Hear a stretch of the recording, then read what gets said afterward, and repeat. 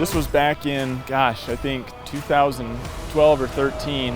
And we had this run in the wintertime where we were going from Salt Lake over to Cheyenne, Wyoming, getting a load of asphalt oil and bringing it back to Salt Lake for the terminals to store here. When I got to Elk Mountain that night, it was exactly what everyone told me I might find.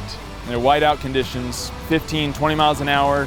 In order to know where the road was, because you couldn't see the road, we had to watch for the delineator posts as our headlights would hit them.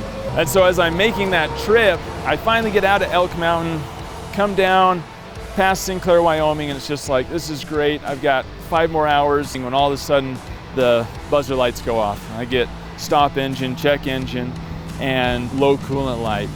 Jump out, pop the hood up.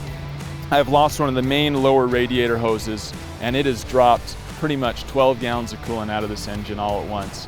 So I've got no way of running the engine because it'll shut itself down. I can't run the engine because that would be harmful to the engine with no coolant. And it's 12 degrees at 2 a.m. on the side of the road in Wyoming. And that's before wind chill, of course. So I'm sitting here, unable to run my engine. What the heck are you supposed to do with that?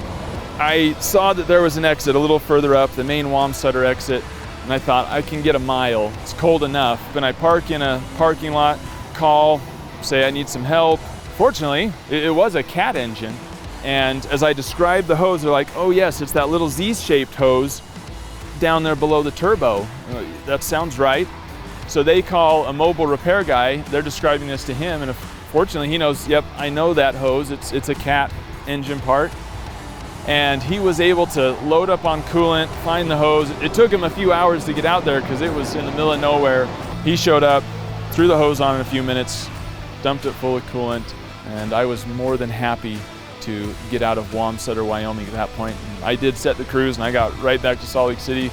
I was thrilled to be home at that point, and thus ended my scary experience in Wyoming, I guess you could say.